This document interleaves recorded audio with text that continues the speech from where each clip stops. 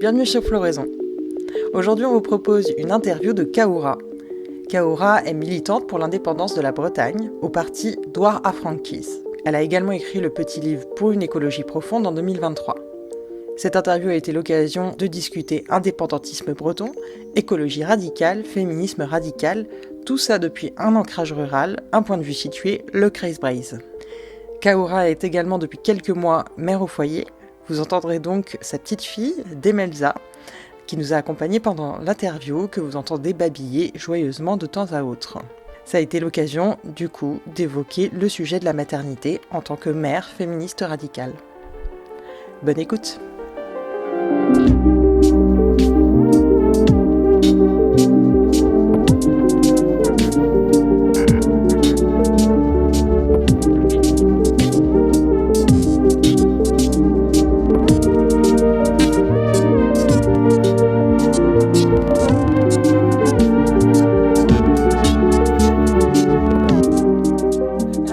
Alors, Kaoura, est-ce que tu peux te présenter et nous dire ce qui t'a poussé à écrire pour une écologie profonde?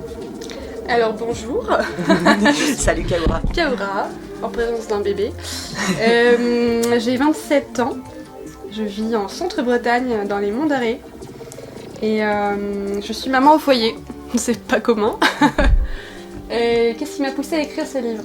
Alors d'abord, c'est une demande d'un ami, Adam Clorec, qui a repris la maison d'édition Yoran Banner, donc qui édite beaucoup en français breton. Et lui, il avait envie de créer une collection politique où en fait il demande à de jeunes bretons d'écrire sur la Bretagne de travers un prisme qu'ils auraient choisi. Donc moi j'ai voulu écrire sur l'écologie, mais tu vois bien qu'en lisant mon livre, je parle pas que d'écologie. Oui, Mimi. Et donc voilà, mon compagnon a écrit sur la spiritualité, et puis il y a eu d'autres sujets abordés, donc moi c'était l'écologie, et j'ai essayé de faire le plus synthétique possible en étant radicale. Ok, super. Du coup, donc le bouquin il est sorti en 2023, c'est un petit livre d'une 50aine de pages. 7 €. Si vous voulez l'acheter. Dedans, tu essayes de faire le lien entre l'indépendantisme breton et la lutte écologiste radicale. Est-ce que tu peux un peu expliquer en quoi ça consiste? Et aussi, pour ceux qui ne connaissent pas, nous dire c'est quoi l'indépendantisme breton aujourd'hui et qu'est-ce que c'est différent, toi, ce que tu proposes dans ce bouquin? Alors, c'est une super longue question. Ouais, vas-y. Du coup, il faudra 4 heures pour répondre. Je vais essayer de faire brièvement. Alors, écologie et Bretagne. Comme je l'explique, en Bretagne, il y a une forte identité, ce depuis longtemps, et puis notamment sur le plan écologique, c'est pas nouveau. Je parle de Plogoff, mais en fait, je remonte aussi plus loin à la période moderne. Où en fait, dans le coin ici, au Bellegoide, Poulaouen, il y a eu des mines, enfin voilà, les gens étaient pas trop contents parce que ça polluait quand même les cours d'eau, et puis c'est pas comme aujourd'hui, on filtrait pas.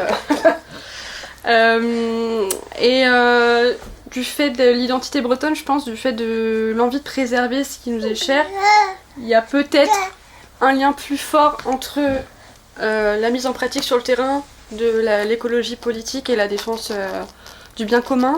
Enfin, je dis pas que c'est pas le cas partout, mais c'est vrai qu'ici on a l'impression que les gens ils sautent comme des lions enragés dès qu'il y a une histoire comme ça un peu à la con, pardon, mais ça a été le cas notamment avec la Moco Cadiz. Nos côtes, elles sont quand même très prisées des routes de commerce. C'est un endroit de passage, ce sont des endroits de passage depuis longtemps, depuis l'Antiquité, et du fait de la situation de la Bretagne d'un point de vue géographique, il y a tellement de passages, de croisements, que forcément, à un moment donné, avec le déploiement technologique, le déploiement des énergies fossiles, les flux de personnes, de marchandises, il y a un truc qui va péter. Et ça aurait pu être le cas avec Plogoff et l'installation de la centrale, ça a failli être le cas, ça aurait pu être un carnage même. Est-ce que tu peux parler un petit peu de la lutte de Plogoff pour ceux qui ne connaîtraient pas? Alors Plogoff ça commence dans les années 70-80. L'État français veut imposer une centrale nucléaire parce que c'est le moment, quoi. C'est là que, à cette période où on fait passer l'énergie nucléaire du militaire au civil. Et la Bretagne, elle est super bien située, parce qu'il n'y a rien ni personne, apparemment. C'est un terrain vague. Ce qui est faux, bien sûr, mais c'est plus facile d'installer en Bretagne qu'à Paris ou dans une grande ville, quoi. Et les gens ne sont pas contents, alors ils le font savoir. Et l'État français a une réponse coloniale, comme on a pu le voir, ce qui est le cas partout dans les colonies françaises, puisque oui, pour moi, la Bretagne est une colonie. Il envoie ses soldats, et les gens du coin se laissent pas faire. Donc il y a un affrontement entre les locaux de Plogoff, les hommes, les femmes, beaucoup de femmes, beaucoup de jeunes femmes, beaucoup de vieilles aussi, et puis avec eux les enfants. Et ça se solde par une victoire des locaux, puisque l'État français décide d'abandonner le projet de centrale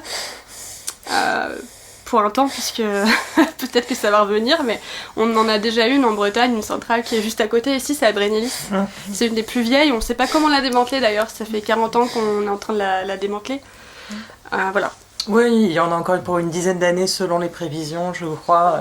En tout cas, on n'en voit pas le bout pour l'instant de ce projet, de ce chantier-là. Ouais. Du coup, donc l'idée c'est de faire le lien entre indépendantisme breton, lutte écologiste radicale.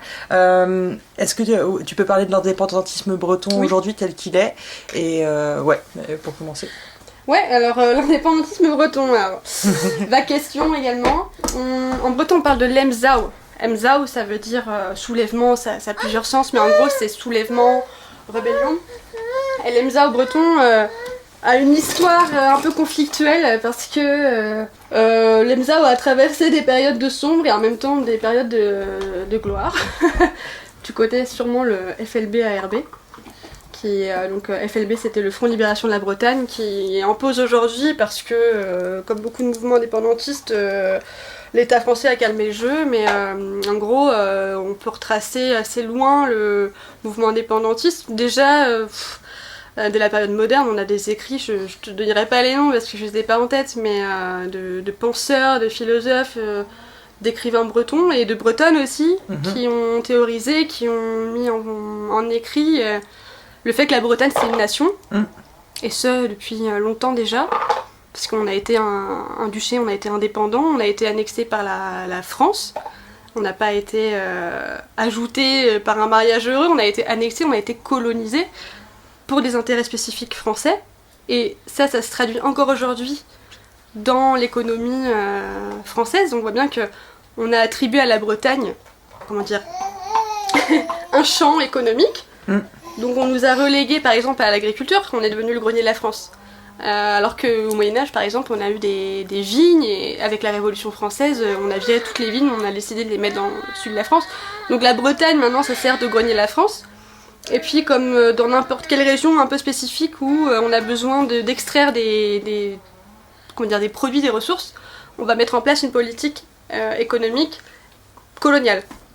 Et nous, on estime en tant qu'indépendantistes que la France n'a pas à nous dire comment gérer notre nation, comment gérer nos terres. Et malheureusement c'est le cas, et il y a eu un long processus comme ça d'annexion, donc il y a eu une réponse indépendantiste à travers le temps. On a vu une forte explosion dans les années 30, même avant ça, avec des groupes qui se théorisent, enfin comment dire, qui se matérialisent, se concrétisent autour d'une idée d'une Bretagne ou indépendante ou autonome, on a eu des groupes régionalistes, on a eu des groupes indépendantistes qui ont poussé le vice un peu plus loin en prenant les armes, donc le FLB-ARB.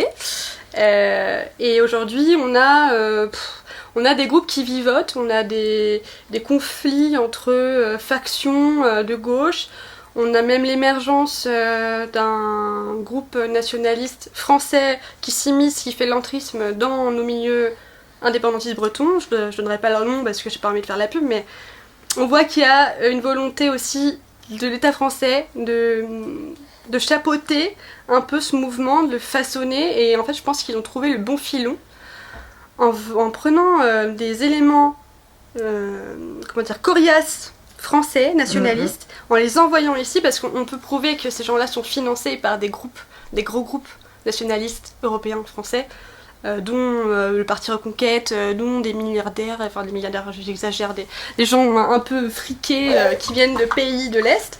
Et ils essaient de façonner un petit peu ce mouvement breton en lui donnant une coloration bretonne, mais toujours avec des principes impérialistes français. Et en Bretagne, on voit bien qu'on a du mal, en ce moment, à l'heure actuelle, en Bretagne, on a du mal à émerger, à garder la tête hors de l'eau.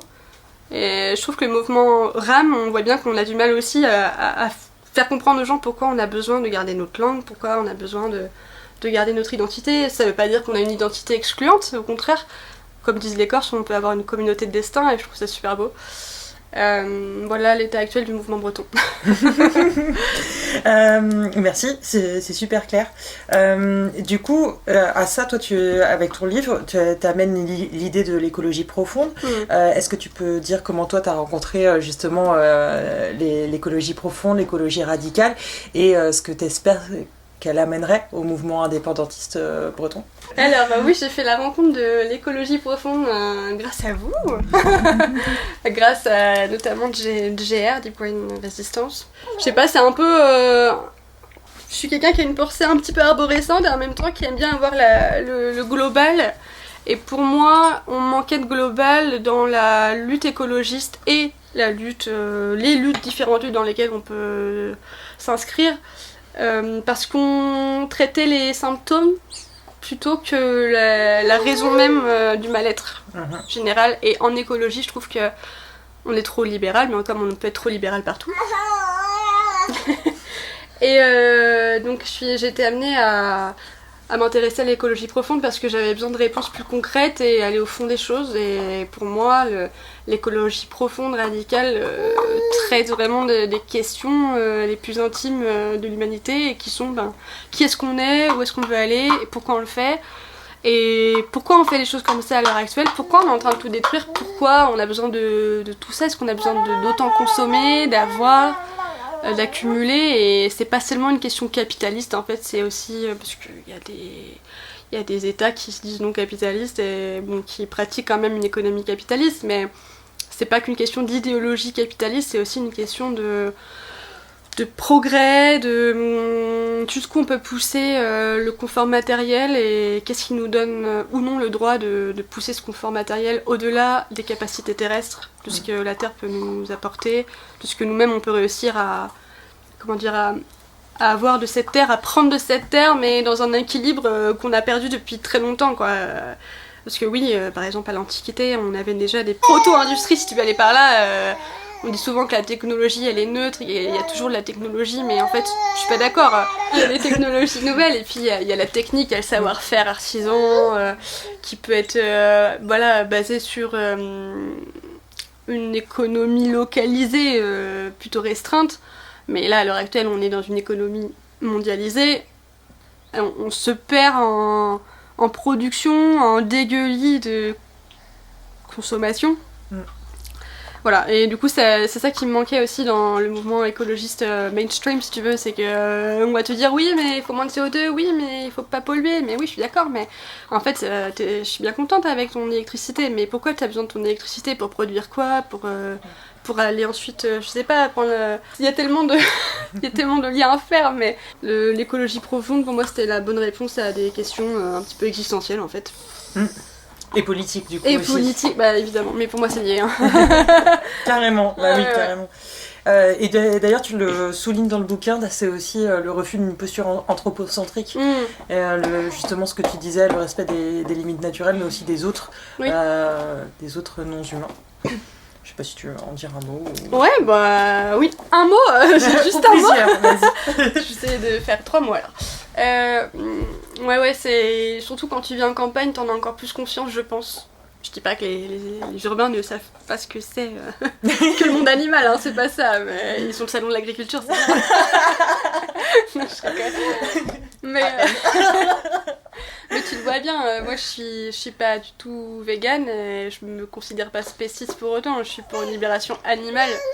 Je dis que je suis écoféministe, donc en fait pour moi tous les êtres vivants devraient être libérés, mais oui, il y a une vision anthropocentriste du fait qu'on s'extrait nous du règne animal en s'imaginant être les seuls animaux, et c'est peut-être le cas, c'est forcément le cas en fait, qui puissent survivre grâce à un apport industriel, parce que bon, les vaches, tu les mets à paître dans les prés, tout va bien, mais ce qui me dérange, c'est que on s'extrait d'un cycle, d'un tout qui fonctionne en synergie, tu vois. Je dis pas que tout se passe très bien, la nature elle peut être cruelle, elle peut être atroce, mais on a falsifié un peu nos propres conditions d'existence, je pense, en s'extrayant de ce tout, et on en est malheureux, quoi. Je vois bien que les gens en sont malheureux, je pense pas non plus que les personnes véganes soient très heureuses, parce que tu es constamment en train de penser que les êtres vivants souffrent. Effectivement, la souffrance fait partie de la nature, et je suis pas une fana masochiste, hein, c'est pas ce que je dis, mais il faut aussi comprendre que si tu t'extrais de ce grand tout, ça va te retomber sur la gueule parce que ça fonctionne comme un tout. Et si tu te permets, toi, de subsister grâce à un produit qui est industriel, il y a forcément des conséquences derrière. Et on a besoin des animaux, en fait, on a besoin de ce qu'on a réussi à établir jusqu'ici, parce qu'on ne pourra jamais revenir à une société de chasseurs-cueilleurs. On ne pourra jamais revenir à un monde ici où, ouais, on va être nomade, on va aller chasser parce qu'il y a un troupeau de cochons sauvages qui passe. Et donc la meilleure façon de subsister à l'heure actuelle avec ce qui nous reste, la manière dont le monde nous a été transmis, c'est c'est un monde paysan, respectueux des animaux. Et donc pour moi l'antispécisme serait plutôt de dire, ah ok, on a des animaux, on les exploite, c'est vrai, on a des chevaux de trait, on a des cochons, on a des poules, oui elles font des œufs, on les exploite. Mais en même temps, c'est tellement plus logique que de faire appel à une industrie qui va te pondre des steaks, synthétiques. Et je pense qu'il faut trouver un juste équilibre en tant qu'être humain entre la souffrance animale, ne pas produire de la souffrance animale, puisque pour moi, tuer une poule, c'est pas la souffrance animale en soi. Tu martyrises pas une poule, tu la tues pour te nourrir, tout comme n'importe quel animal va tuer un autre animal pour se nourrir. Et pour moi, c'est ça, rester dans ce tout globalisé, ne pas s'extraire de la bulle du monde, du règne animal, quoi.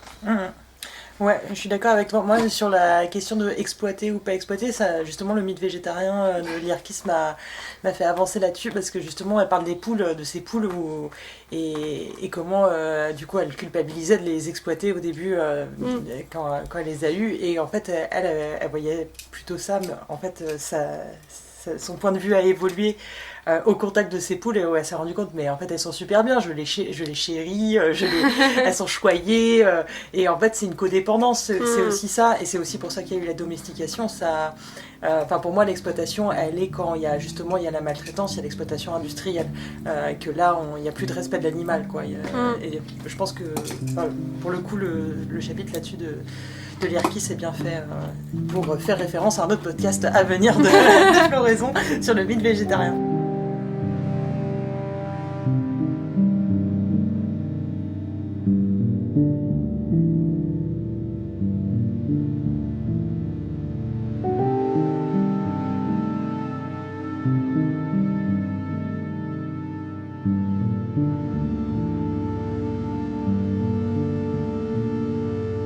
Je vais revenir au petit bouquin. Moi, ce que j'ai bien aimé dans ton livre, c'est que tu affirmes assez rapidement que c'est un point de vue situé, celui du Kreisbreizh, le centre-Bretagne. Et du coup, il y a 3 points que tu évoques dans cette partie-là, de point de vue situé. Et notamment, tu commences par les néo-bretons.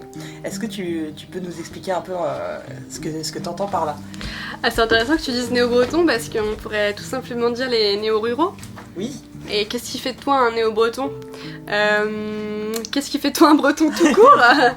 Oh là là, on va encore faire une synthèse. Mia. Ouais. Et oui, du coup, dans cette partie-là, tu parles des nouveaux habitants bretons et notamment ceux qui arrivent avec une idée un peu militante ou avec cette envie d'écologie, mais peut-être parfois un peu abstraite et déconnectée du lieu justement dans lequel ils emménagent. Est-ce que tu peux expliquer comment toi tu l'as vécu et ce que tu en dis dans ton bouquin ? Oui, c'est super intéressant comme sujet, parce que je pense que de toute façon, dans n'importe quel... je veux dire le mot que je déteste, territoire. Pour moi, territoire, c'est un mot qu'on utilise pour ne pas avoir à dire qu'il y a une espèce de localité avec une identité forte. Mais bref, les gens qui arrivent des zones urbaines dans un territoire rural, il y a forcément un clash à un moment, tu comprends, parce que sociologiquement, on est différents. Forcément, on est le produit de notre environnement, et quelqu'un qui vit dans un 20 mètres carrés, qui est terrassé par le bruit, la pollution, enfin tu comprends, il débarque ici et puis il entend le bruit des poules, il y a des vaches qui traversent la route et puis il y a le chant du coq et il y a même les cloches qui sonnent. Pour ça on est dans un pays laïque. Et pourquoi en Bretagne c'est encore plus marqué je trouve parce que je l'affirme, je le redis, on est une nation à part entière, nous sommes un peuple breton. Et donc on a une histoire différente du peuple, si tant est que l'on puisse dire qu'il y a un peuple français, ça c'est encore une autre question, mais donc il y a un double clash en fait. Tu arrives dans un espace qui a un vécu, qui est enraciné, et tu veux le façonner par rapport à ce que toi tu estimes être légitime d'un point de vue politique, social, historique, peu importe, mais du coup ces gars-là ou ces nanas ils débarquent puis ils veulent militer comme ça. On va prendre un exemple, je sais pas, typiquement en Bretagne, on a des combats de lutte bretonne, on appelle ça le gouren. Et en breton, pour gagner, on dit qu'on part avec le bélier. Donc on dit que le gars, il est parti avec le bélier. Et les out, ça veut dire qu'il a gagné. Donc pour célébrer ça, le gagnant du tournoi de gouren, il porte sur son dos un bélier.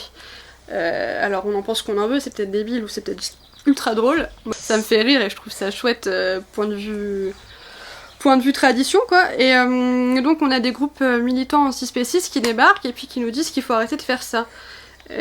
Alors avant toute chose, je pense que la moindre des choses c'est de discuter avec les locaux et de comprendre pourquoi on fait ça, qu'est-ce que ça signifie et qu'en fait il n'y a pas grand chose, il n'y a pas vraiment de souffrance animale dans le fait de porter un bélier sur le dos quoi. Et donc plutôt que d'aller au contact des autochtones, si tu veux aller par là, ils vont imposer tout de suite leur grille de lecture sur ce dont ils aimeraient trouver ici, qu'ils ne peuvent pas retrouver parce qu'ils l'ont laissé derrière eux en fait. Vous avez laissé cet aspect, cette image-là de vos vies passées. Maintenant il faut vous intégrer. Alors je dis pas qu'il faut accepter toutes les traditions, c'est pas du tout mon propos.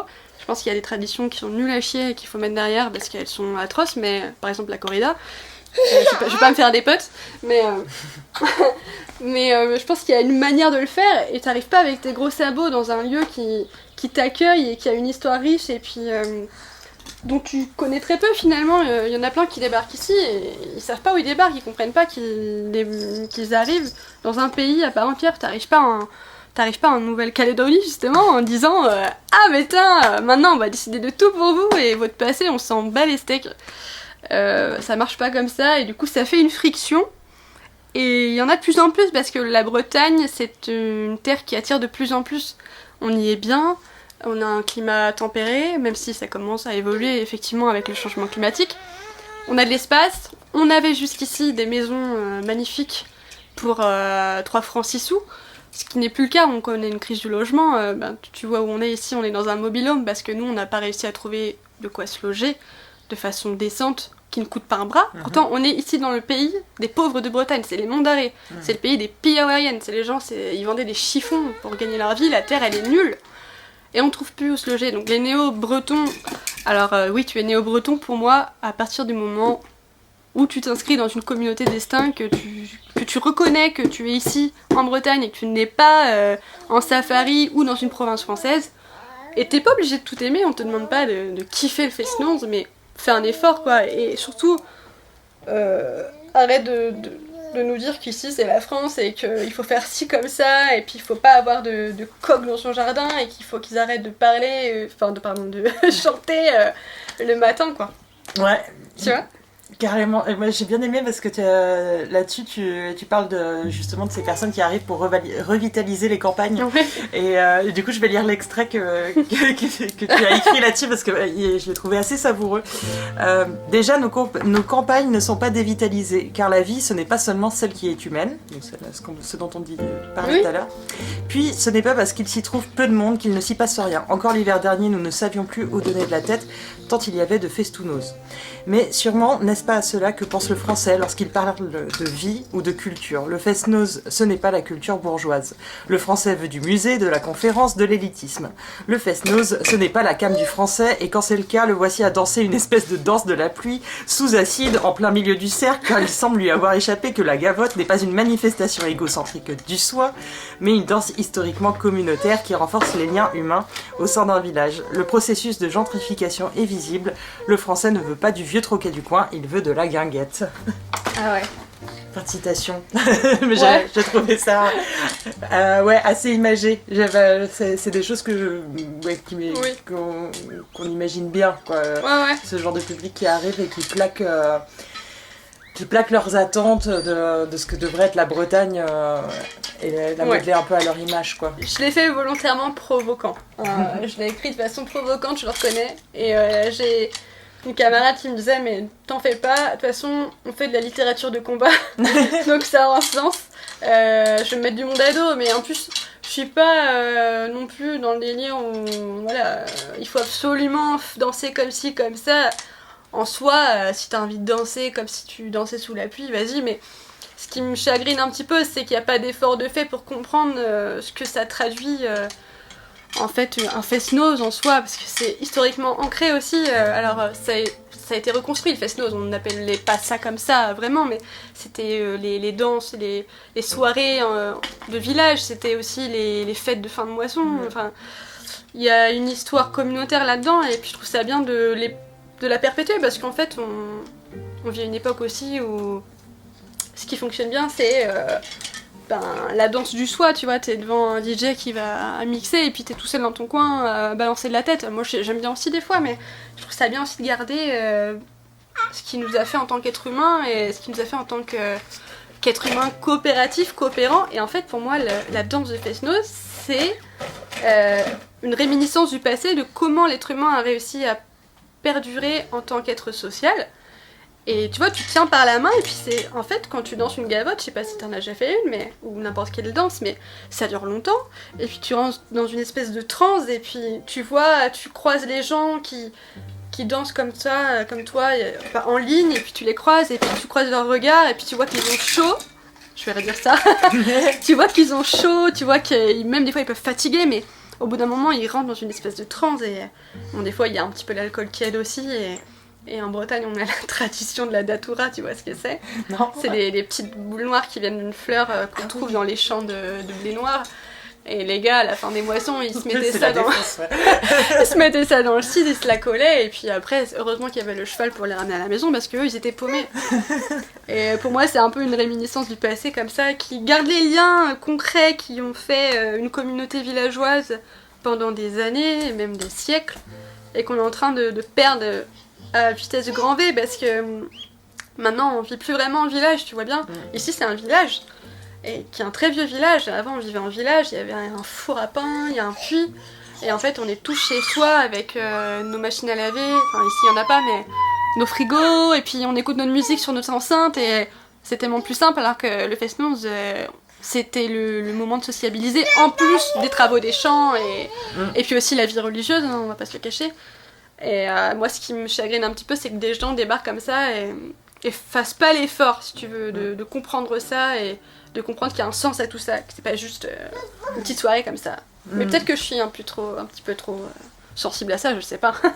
Non, moi je trouvais ça assez pertinent, puis j'entends ce que tu dis. Je trouve ça pertinent.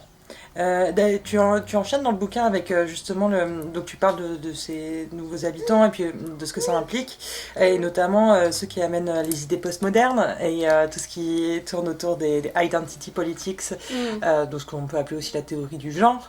Est-ce que tu veux en dire un mot, ou peut-être plus largement aussi sur ton féminisme radical, ce que ça implique dans tes rapports aux gens ici, les nouveaux et les anciens?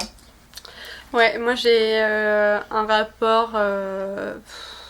comme beaucoup de nanas qui n'ont pas osé, qui n'osent pas s'affirmer féministe radicale. Je suis arrivée en Centre-Bretagne parce que je viens de la région du Pays de Dole à la base.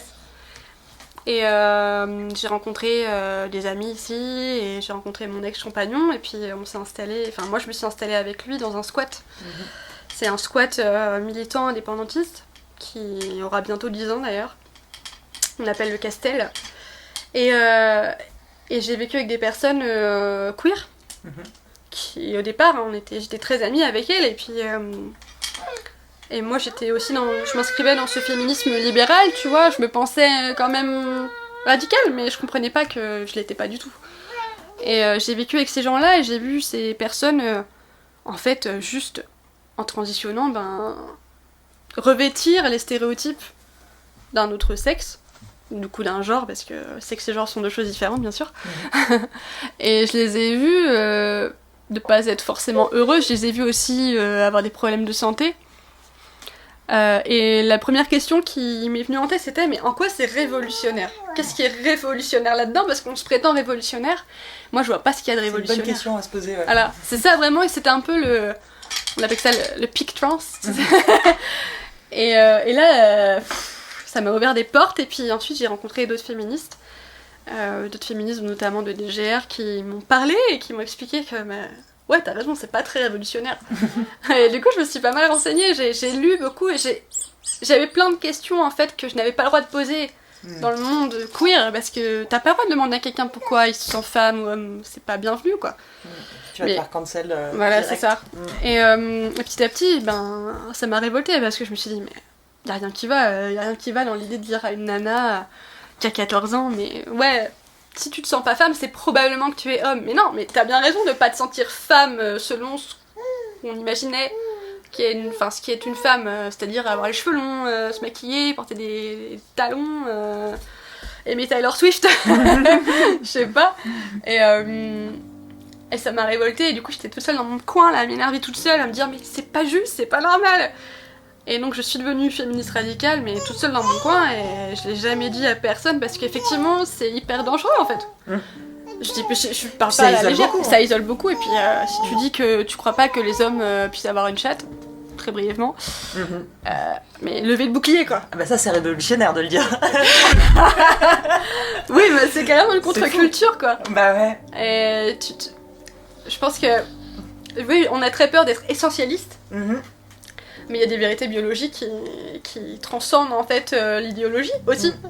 Oui, puis là pour le coup, pareil, je renvoie à un autre podcast où Maria Miss et Veronica Benham-Thompson elles décrivent très bien justement comment c'est pas essentialiste et qu'il faut pas tout mélanger. Je crois que c'est l'épisode 11 ou 12 de la série sur Maria Miss, si ça vous intéresse, si vous voulez creuser. Super podcast. Je vais l'auto-promo en boucle, tu sais. Mais t'as bien raison.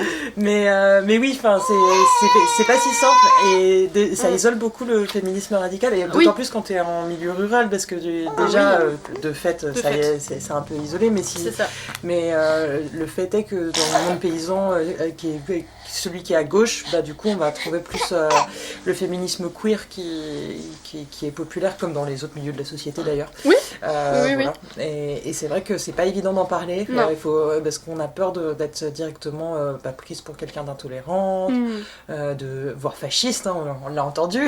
C'est vrai. Les écofascistes, les écoturfs, mais c'est pas simple, c'est pas simple à vivre au quotidien. Mais en même temps, on n'est pas toute seule. C'est difficile quand même de créer des liens. Déjà pour des femmes en campagne, c'est difficile. Y a des enquêtes qui montrent que les femmes qui suivent leur époux, bon ça n'a pas été mon cas, mais en campagne, elles ont plus de chances de se retrouver seules. C'est plus difficile d'être ensuite en lien avec d'autres femmes, parce que t'es plutôt assignée au foyer, ce qui est vrai. En fait, la vie à l'heure actuelle, elle est difficile. Tu vas avoir ton gars, il va bosser, toi tu vas t'occuper des enfants, tu vas me dire c'était comme ça avant aussi, mais justement le fait qu'on ait perdu ce tissu social communautaire villageois, les femmes sont extrêmement seules, notamment les mères, et donc si en plus de ça t'es féministe, en plus radicale, tu crois que les femmes n'ont pas de tab, c'est difficile de créer du lien. Et puis je pense pas être une affreuse personne, je pense au contraire que je suis tout à fait raisonnable quand je dis qu'il faut laisser les êtres humains s'habiller comme ils veulent et porter ce qu'ils veulent, et s'ils aiment le rose ou quoi, c'est super, on s'en fout, faites votre life. Seulement, vous n'êtes pas une femme si vous aimez le rose, ou vous n'êtes pas un homme si vous pensez que ça vous va mieux d'avoir les cheveux courts. Enfin, c'est quand même dingue de se dire qu'on doit le rappeler, et rappeler aux gens qu'on n'est pas des monstres. Au contraire, on est là pour que les gens arrêtent de se mutiler et puis s'épanouir, et qu'on arrête de dire aux jeunes femmes lesbiennes non mais t'es probablement un mec. C'est ça qui est grave. Ouais, c'est clair. Et puis du coup d'être pris aussi dans une vraie arnaque patriarcale et capitaliste, Tout à fait. alors que du coup de rentrer dans un autre paradoxe en tant que femme féministe de gauche quoi. C'est des pièges aussi. C'est clair.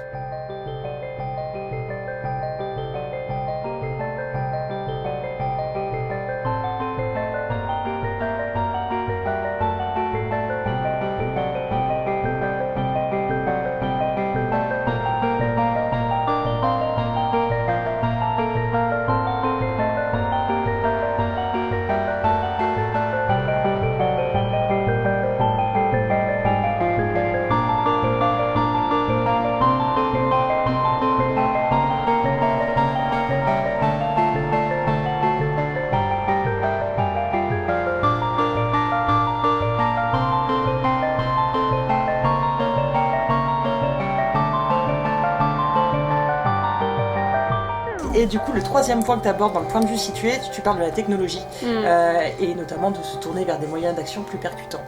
Ah. Mais qu'est-ce donc? Mais qu'est-ce donc, Kaoura? Alors, j'ai parlé tout à l'heure de Plogoff. Qu'est-ce que c'est qu'un moyen d'action percutant? Un moyen d'action percutant, est-ce que j'ai le droit de le dire? C'est d'avoir des lance-pierres. Je pense qu'on est arrivé à une époque où manifester ne sert plus à rien. Tant qu'on reste dans l'immobilisme, tout le monde a compris. Bon, il y a toujours des négationnistes, du changement climatique, ça c'est un fait, mais tout le monde a compris qu'on est dans la merde globalement. On le ressent ici. On a eu des incendies monstres il y a 2 ans de ça, 2-3 ans, je sais plus. Et on s'est dit, mais on va tous cramer. Qu'est-ce qu'on peut faire? Et qu'est-ce que c'est qu'un moyen d'action percutant? C'est un moyen de neutraliser un système qui nous fait courir à notre perte en fait.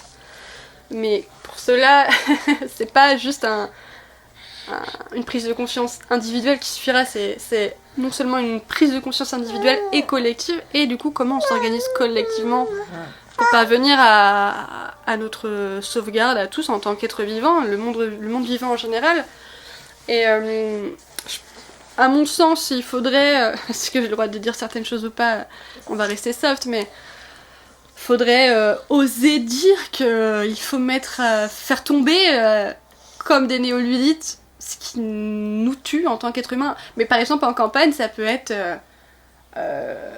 tout en restant, diplomate, faire de plus en plus de prévention sur, par exemple, l'utilisation des pesticides.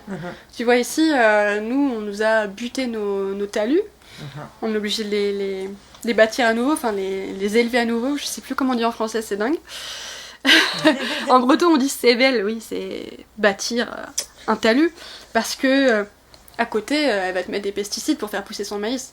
Encore, c'est pas ce qui demande le plus de pesticides, on va dire les blés, c'est pire. Et les monocultures. Les monocultures en général, mais les blés c'est atroce. Et déjà commencer par un dialogue avec ces personnes-là, ces agriculteurs qui, eux, sont les premiers à en souffrir. Ouais. On a des secteurs en Bretagne où t'as tellement de fermes qui utilisent des pesticides que c'est là que tu vois qu'il y a le plus de cancers. T'as des nouveau-nés qui naissent mal formés. Enfin, on sait les implications des pesticides maintenant, c'est plus un secret. Donc commencer par ce dialogue. Et puis il y a un moment aussi où, je suis désolée, mais ces personnes-là qui refusent de comprendre, pour moi ce sont des collabos de notre propre destruction. Je veux dire, t'as le fait sous les yeux, on te dit que ça provoque un cancer, tu veux pas l'entendre. Chacun est libre de, à un moment, changer aussi. Ça peut être un processus long, mais tout le monde peut changer et on peut aller vers le mieux. Et pour moi, il n'y aura pas de collectif si même individuellement tu ne comprends pas et tu ne fais pas l'effort toi-même. Donc faire un dialogue, proposer un dialogue avec par exemple les agriculteurs en campagne, et ensuite je sais pas moi les gars, aller péter des trucs, parce que franchement je dis pas qu'il faut saboter le travail des agriculteurs, c'est pas ça, mais ça rend fou parce qu'il y a quand même la FNSEA qui est hyper puissante ici. Voilà, quand je parle de collectif, eux ils savent quoi faire en termes de collectif. Tu les vois, ils sont à quelques gaillards, ils veulent buter des naturalistes qui font des relevés pour voir comment est la qualité de l'eau. On l'avait entendu encore il y a quelques jours. Le gars voulait égorger une nana, quoi. Enfin, t'es là... Oui, et puis même les lanceurs d'alerte qui se font, retirer les boulons de leur voiture. Morgan Large, typiquement. Et puis l'autre, celui de Finistère, Beautiful, qui dénonce la pollution du Foul, justement. Effectivement, le Foul, ouais. Painful, ouais. Tu vois les plages... qui sont marrons et dans lesquelles se baignent les enfants et tout ça, alors que c'est des niveaux 1000 ou 10 000 fois plus élevés que les niveaux pour lesquels ils ferment la Seine à la baignade à Paris. Mais ça, c'est encore une fois une décision bureaucratique. Ça voit bien la distance entre Paris et la Bretagne qui est reste considérée du coup comme aussi un territoire de seconde zone et tu vois, un peu une poubelle à plein de niveaux, notamment écologique. Des territoires d'outre-mer qui n'ont pas d'eau potable depuis très longtemps et tout le monde s'en fout. Mais tu vois les décisions bureaucratiques centralisées qui te disent mais c'est pas grave, on a juste à changer les seuils d'acceptabilité si tu vas aller par là. On a eu ce cas-là avec la bactérie E. coli. Oui, c'est celle-là, Là, ça va être ça, du coup, oui. Tu te baignes dans la merde, quoi. C'est du gros caca, quoi. C'est clair. Mais en plus, c'est dangereux, quoi. C'est dangereux, évidemment. C'est en termes de maladie. Et du coup, et ça, c'est juste pour l'agro-industrie, parce que du coup, on a l'industrie minière aussi. Ouais, c'est ça, mais l'agro-industrie, gros problème en Bretagne. À l'emballe, c'est le cochon. C'est ce que je te disais tout à l'heure. On a assigné à la Bretagne à la production agricole. Mais du coup, avec les conséquences que l'État français ne veut pas assumer. Et qui se répercute sur nous maintenant un point de vue santé. Alors des moyens plus percutants, tu m'en demandes, mais moi je vais pas te dire ça maintenant au micro. Non, je disais que c'est ce que tu proposes aussi dans ton livre. Mais je pense qu'il faut mettre en lumière la perspective ludique. Très bien. Voilà. Réponse claire, claire et concise. Tu parles de ça dans ton livre, de la colonisation technocratique française, et après tu as une partie qui est bien nommée, qui s'appelle le plouc, l'autonomie et la liberté. Qui fait aussi un clin d'œil du coup à Terre et Liberté d'Aurélien Berland. Là c'est plutôt justement ce que tu proposes, une Bretagne de l'autosubsistance sur le temps long et qui s'inscrit vraiment dans ce pays-là et dans ses formes géographiques, etc. Moi j'ai vraiment bien aimé parce que là on sent qu'il y a quelque chose justement tu me disais d'existentiel et politique là-dedans, dans cette aspiration à vivre autrement. Premièrement existentiel parce que pour moi l'enracinement c'est quelque chose qui permet d'avancer, c'est pas quelque chose qui nous retient. C'est pas un empêchement, c'est au contraire une façon de s'épanouir. Et tu vois bien, terre et liberté, quand t'as la terre, t'as la liberté, parce que t'as le moyen de ta subsistance. Comme je t'ai dit, on va pas revenir à une époque de chasseurs-cueilleurs, c'est fini pour nous ça. Il faut l'accepter, il faut faire le deuil. On a trop pourri notre planète, en tout cas ici.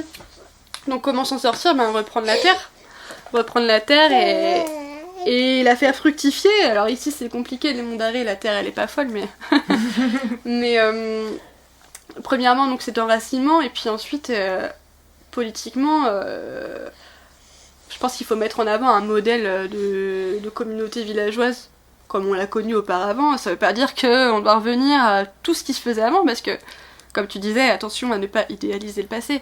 Et c'est peut-être ce qui ressort un petit peu dans mon livre, je pense, parce que c'est un livre qui est très court, et puis je voulais mettre l'accent sur le fait que le progrès n'est pas nécessairement un progrès. Donc je mets en avant ce qu'il y a de bon dans le passé, mais tout n'est pas bon, hein. Je sais bien que y a beaucoup de femmes qui ont quitté les fermes parce que c'était très répressif pour elles, c'était oppressant de vivre en tant que femme aussi des fois dans la ferme, on voulait plutôt aller vivre en ville. Ma mère, il n'y a aucune des 4 filles qui a repris la ferme familiale. Donc s'enraciner et puis, tu vois, faire le tri dans ce qu'il y a de bien ou pas dans nos traditions paysannes locales. De toute façon, en Europe de l'Ouest, il y a beaucoup de similitudes. Similarités, donc la Bretagne a une identité à part entière, à mon sens, mais il y a aussi plein de choses qu'on peut retrouver ailleurs qui sont celles qu'on a ici. Par exemple, vivre de la mer. Mais vivre de la mer, oui, d'accord, mais la mer, il y a de moins en moins de... J'allais dire, il y a moins en moins de poissons, mais c'est vrai qu'avec les gros chalutiers qui rasent les fonds, ça devient compliqué maintenant pour les petits pêcheurs, ils le disent, c'est dur. les petits paysans. Le disent aussi, c'est voilà, dur. c'est dur. Là encore hier, on entendait qu'ils vont faire un coup de rabot dans tout ce qu'ils peuvent apporter à la paysannerie bio en termes de financement, quoi. Donc ça se compte en millions. Donc voilà, se réapproprier les moyens de subsistance d'autrefois. Mais tu vois, comme je te disais, ici, il y a un ancien four à pain. Bon, il est sur le terrain du voisin. Et on va pas aller comme ça, bonjour, je vais utiliser votre four, quoi. Mais c'est con parce que c'est un truc qui servait à une communauté entière avant. Et avec les voisins en face, on parlait, mais attends, on n'a qu'à faire un four, on s'en fout. Et ça peut paraître un peu idéaliste ou con, mais c'est une super idée parce que ça rapproche nécessairement les gens. Donc ça permet d'avoir un foisonnement d'idées et ensuite de se préparer aussi. On sait pas ce qui peut arriver, je suis pas collapso dans le sens où je pense pas que ça va tomber comme ça d'un coup, ou qu'il va y avoir une guerre d'un coup, mais on voit bien que ça se dégrade. Donc c'est toujours bien de savoir faire pousser des poireaux et de savoir faire du pain et d'avoir les moyens de le faire sans justement se reposer sur une industrie. On l'a bien vu en Espagne et au Portugal. T'as eu 2 jours de blackout. Ouais. Ben, le monde s'arrête, quoi. Les gens, ils sont sur les routes, rien ne fonctionne, tu peux plus avoir d'argent liquide.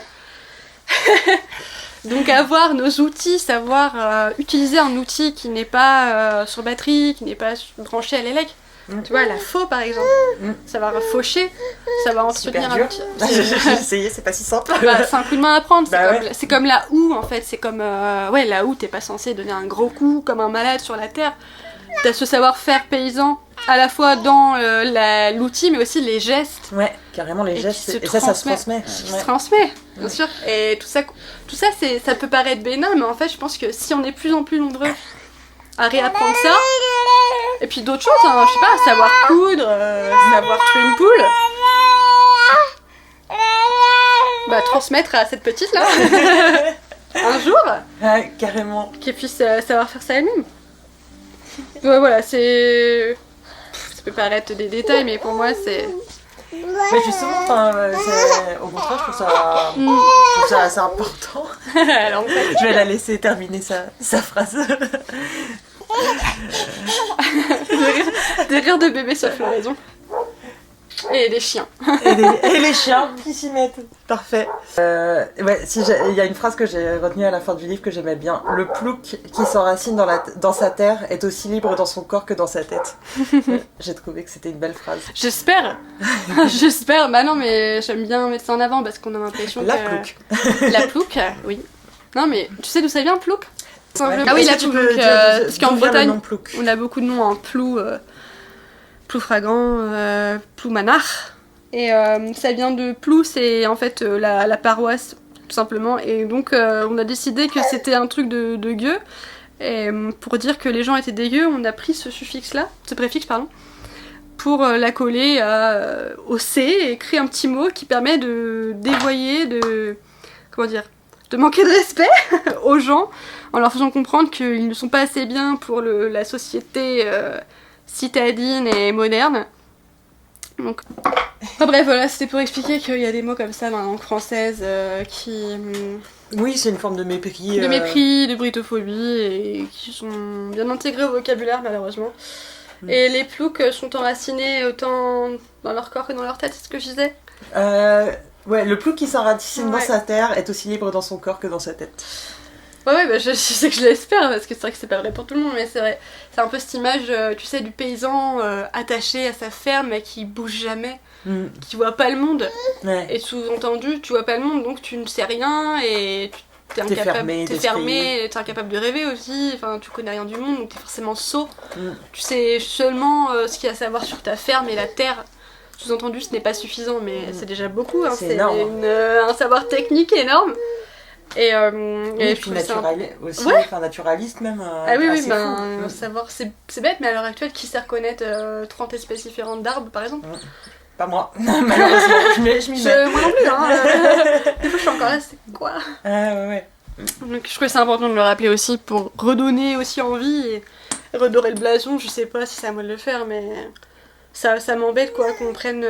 Oui, t'as envie un peu de redonner une forme de dignité aussi. Ouais, c'est ça, de dignité. On a tellement... Je pense que la ruralité, en général, a tellement souffert. En Bretagne aussi, on a tellement de suicides d'agriculteurs. Puis malheureusement, le remembrement a fait beaucoup de mal. Et puis l'interdiction de la langue bretonne aussi, qui est intrinsèquement liée à la terre. C'est une langue très imagée, très localisée. Et le fait qu'on l'interdise, ça a brisé des générations, je pense. Parce que quand les vieux sont mis à parler en français, ils savaient plus dire à leurs enfants qu'ils les aimaient, quoi. Et je pense que c'est un traumatisme en Bretagne, à la fois le remembrement, à la fois l'enlèvement de la langue bretonne, on l'a enlevé, quoi. Et ça se traduit notamment dans la consommation d'alcool. Ouais. En plus de la Première Guerre mondiale. Je sais qu'est-ce qu'on leur donnait justement du bara, du pain et du vin, du gwyn. Ouais. Et le vin, quand on l'a... Parce qu'on avait du vin, on a eu du vin en Bretagne, on a eu des vignes. Mais on consommait pas ça comme on consommait le cidre. À un moment donné, le cidre, c'était une façon de consommer une boisson qui était propre, parce que l'eau, elle était pas toujours propre. Tu sais, avec l'industrie du lin, les cours d'eau étaient un peu, des fois, impropres à la consommation. Donc le fait d'avoir ce processus avec la pomme qui vient alcooliser... C'était une façon sûre de consommer une boisson. Voilà. Mais tout ça pour dire que j'avais envie de peut-être faire hommage aux anciens. et aux nouveaux aussi, finalement. Et je leur souhaite de s'installer. Et de contribuer à la vie bretonne. Ouais, à la terre et à la Bretagne. Et moi j'avais aussi une question par rapport à ce petit bouquin-là et du coup à tes idées et au fait que t'es maman depuis quelques mois. Oui. Tu me réponds si t'as envie ou pas, je le couperai sinon à la fin. Mais ouais, c'est vrai que je sais que c'est des discussions que j'ai pu avoir avec d'autres féministes. Comment toi t'as choisi de devenir maman justement en étant assez lucide sur le constat que tu fais dans ton livre aussi sur le désastre écologique actuel et vers lequel il nous mène presque inéluctablement et aussi en tant que féministe tout ce que ça implique de devenir mère quand on est une femme, mais en plus en étant féministe, en ayant conscience de tout ce que ça peut amener comme contrainte. Voilà, toi comment tu l'as vécu, parce que je pense que ça pourrait intéresser d'autres féministes qui se posent des questions là-dessus. Ouais. Voilà, si tu veux en dire un mot. Ou plusieurs. Non, parce qu'en fait, je pensais écrire un livre là-dessus tellement il y a à dire. Ah bah vas-y, tease-nous le futur livre que j'avais écrit Maternité Torboyau parce que ça te prend tellement aux tripes et ça te transforme forcément, ça te bouleverse en tant qu'être humain. Donc en tant que femme quand tu accouches d'un enfant. Ouais, moi je trouve que ce qui manque au féminisme, c'est la maternité.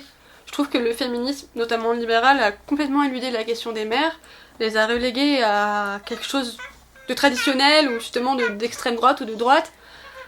Malheureusement, alors que c'est une problématique, enfin, je sais pas si c'est une problématique, mais c'est une thématique dont il faut vraiment saisir parce que je pense que les enfants, c'est un peu bête ce que je veux dire, mais c'est l'avenir évidemment et je suis un peu du même avis que je sais plus qui avait... Je peux parler ? Il y avait eu un numéro de la décroissance qui disait faites des bébés. Ah ouais, je l'ai vu.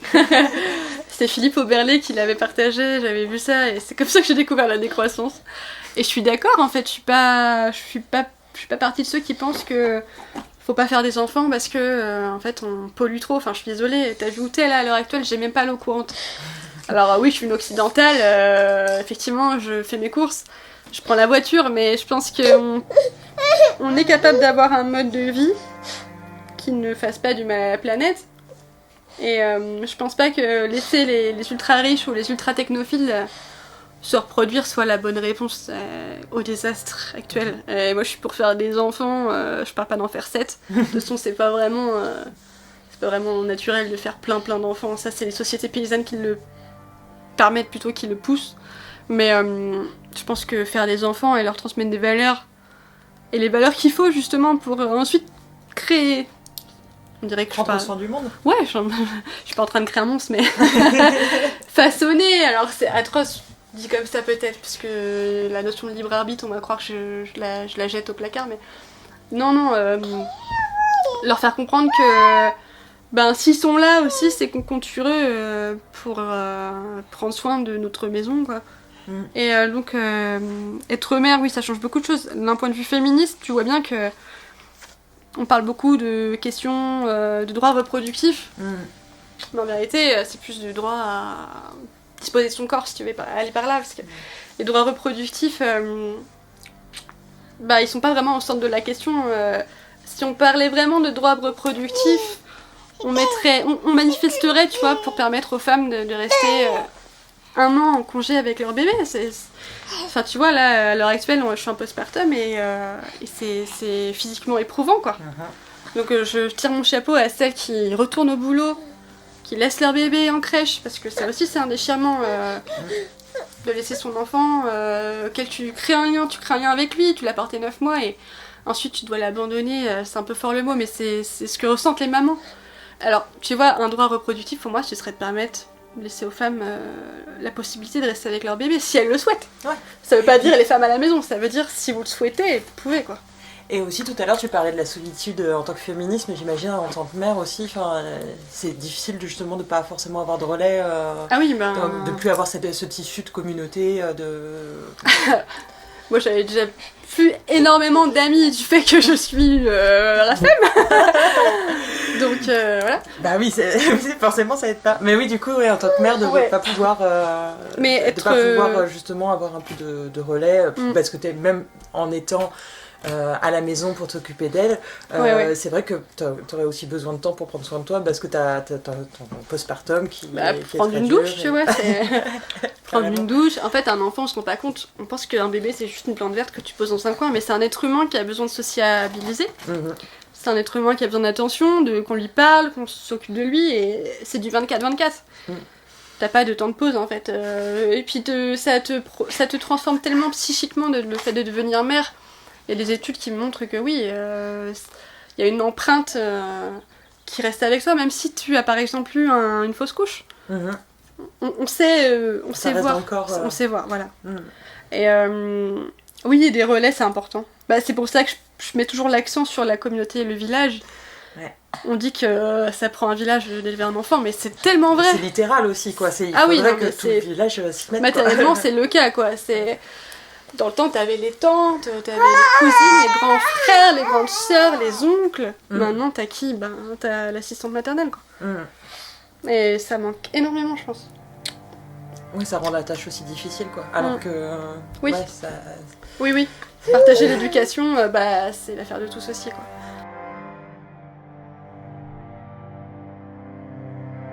T'as cherché, j'imagine, des ressources féministes justement qui parlaient de cette maternité-là, et toi, il y a des choses que t'as pas trouvées, du coup, si tu veux écrire un livre. Il y a des choses que j'ai pas trouvées, le problème étant que c'est plutôt, malheureusement, la mode des tradwives qui se saisissent de ces questions-là. Elles sont pas toujours impertinentes, hein. Des fois, elles ont des propos très justes, mais leurs conclusions sont pas les bonnes, moi, je pense. Et ce que j'ai trouvé intéressant, c'est plutôt des nanas, elles sont pas nombreuses, mais qui bossent dans le champ anthropologique et qui vont te dire dans telle tribu on fait comme ça, moi j'ai étudié ça, et il y a un super livre de Michaeline Doucleff qui s'appelle Parents, chasseurs-cueilleurs, qui explique comment on élève des enfants dans des sociétés qu'on dit primitives. Donc, c'est-à-dire qu'ils n'ont pas connu un processus civilisationnel, industriel comme nous. Et tu vois que la façon, elle est radicalement différente. Moi, j'ai trouvé de super ressources dans ces milieux-là. Comment élever un enfant ? Moi, je vais chercher là-dedans, quoi. Et malheureusement, je pense que c'est ça qui manque à gauche. Ouais. On parle tellement, par exemple, du droit à disposer de son corps, du droit à payer pour violer une femme, ce qu'on appelle plus communément la prostitution, le droit à transitionner, mais ça c'est pas des droits reproductifs, ça c'est des droits à... tu modifies ton avatar, quoi. Ouais, c'est ça. Et puis aussi c'est la prédation capitaliste sur le corps des femmes, quoi, et toutes ces déclinaisons, quoi. Exactement, et c'est le propos de Maria Mies, je crois bien, justement. Tu vois, la prédation sur la descendance, quoi. Ouais. Et justement, le fait d'élever soi-même son enfant, c'est aussi échapper un peu à cette prédation. Et puis, c'est un problème aussi à l'heure actuelle pour le capitalisme, une femme qui ne veut pas retourner au travail. Parce qu'une femme coûte moins cher, en fait. Ouais. c'est la main-d'œuvre bon marché, généralement, parce que c'est le sale taf, c'est le temps partiel, c'est... Ouais, les ATSEM, les boulots, c'est ça. Les boulots du soin aussi. Du care, ouais, en général, c'est clair. Et quand tu souhaites rester avec ton enfant, t'es improductif pour la société. Et dire je suis mère au foyer, c'est... Oh là là, mais t'es une glandeuse, quoi. Ouais, ou alors t'es une tradwife. Ou alors t'es une tradwife. Ouais. Mais, pour moi, c'est un moyen pour moi d'échapper aussi aux griffes capitalistes. Ouais. Mais puis... c'est du boulot, quoi, parce que ça demande aussi un moyen de... Ça demande de se réapproprier, justement, les savoir-faire. Enfin, je vais pas aller acheter de la bouffe toute prête, quoi. Si je suis à la maison, c'est aussi pour pouvoir le donner le meilleur à mon enfant, donc... Avoir un potager, ça permet d'avoir, par exemple, des légumes que je peux pouvoir transformer. Je veux bien nourrir l'enfant, mais c'est pas le rôle des mères en soi, tu vois ce que je veux dire. C'est juste qu'en fait, on adopte ce rôle parce qu'on est contraint, on est les seuls à pouvoir matériellement, et encore je dis matériellement, c'est faux parce que t'as pas de thunes, quoi. T'es entièrement dépendante. Donc, on peut endosser ce rôle parce qu'on est disponible pendant un temps donné. Mais tout le monde ne peut pas le faire à l'heure actuelle dans la société, c'est le problème. Donc c'est pour ça qu'on n'a pas cette communauté villageoise, on l'a plus, quoi. Parce que tout le monde est au boulot, tout le monde est aussi... Ou alors en train de procéder à des loisirs, la société du loisir. Donc les choses essentielles, un peu simples, qui permettent d'exister, de prospérer en tant que communauté, sont reléguées soit au hobby, soit... vous êtes des hippies... C'est difficile de proposer ça concrètement, quoi. Ouais.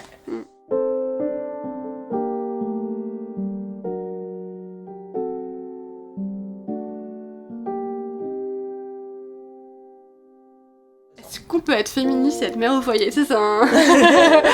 Être reléguée à la sphère domestique, est-ce que c'est vraiment un choix? Tu vois, on peut le questionner aussi, c'est super intéressant. Pour moi, c'est un choix, mais c'est pas le choix de toutes. Oui, puis même si c'est un choix, il y a quand même des choses que tu subis malgré tout. Donc, on est toutes prises dans des contradictions à un moment ou à un autre. C'est de la précarité, hein. Ouais. C'est de la précarité de se dire... c'est de la dépendance choisie, mais quand même. Ouais. Il y a des pays où les femmes, elles ont 3 ans de congé, quoi. Payés. Ouais. Pour élever leur enfant, parce que, que ça plaise ou non, un bébé a besoin d'être dans les premiers temps de sa vie avec sa mère, en tout cas, sa figure d'attachement. Et justement, par rapport à ça, je pensais à la GPA. Maintenant que je suis devenue mère, je comprends à quel point la GPA, c'est une atrocité. Parce que hier, j'entendais une émission sur France Inter où les gars disaient « Ouais, on a découvert sur une île, je sais plus dans quel pays, peut-être au Japon, des singes d'une espèce qui vont enlever les bébés singes d'une autre espèce. » Et tout le monde trouvait ça affreux. Et j'étais là, mais oui, chez nous on appelle ça la GPA. Et tout le monde trouve ça progressiste. Ouais. Mais en fait, quand tu enlèves un bébé à sa mère, tu lui enlèves tout ce qu'il a fait vivre pendant 9 mois, c'est son seul repère, tu lui enlèves son odeur, sa voix, et tu le mets entre les mains d'inconnus. Et c'est un bouleversement, tant pour la mère, même si elle est dans l'abnégation totale, hein, la mère porteuse, elle peut se dire tout ce qu'elle veut, ça l'a marqué. Et le bébé, quoi. C'est une... Enfin, ça me crève le cœur. Ça me rappelle toujours, tu sais, l'épisode dans Friends où Phoebe, elle accouche des triplés de son frère, et elle accouche et elle est mal parce qu'elle veut pas se séparer. Elle lui dit, est-ce que tu peux m'en laisser un? Ouais. Et en fait, c'est vrai. Même il y a 20 ans, alors, cet épisode. Ah oui, le GPA de son frère, oui. C'est vrai que c'est un peu glauque quand tu... Bon, ceux qui ont vu Friends comprennent. C'est un... Tu arraches, en fait... mais je pense que tout le monde en a bien conscience, il y a encore ce truc de travail de propagande qui est fait pour neutraliser justement cet aspect extrêmement violent de l'arrachement parce que à la mère, quoi. On considère qu'un petit être a juste besoin d'amour, mais en fait, la maternité, c'est bien plus que nourrir un bébé avec du lait.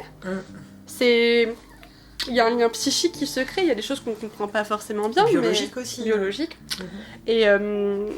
Et en fait, si par exemple tu mets un bébé entre les mains d'un couple d'hommes qui va donner du lait en poudre, mais en fait c'est pas le lait de sa mère. On sait que le lait de la mère est beaucoup plus bénéfique. Enfin, en fait, le lait industriel n'est pas bon, tout simplement.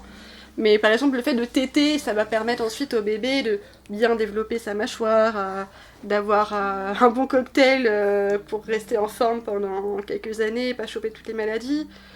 Enfin, tout ça, on l'arrache au bébé, quoi, et c'est injuste.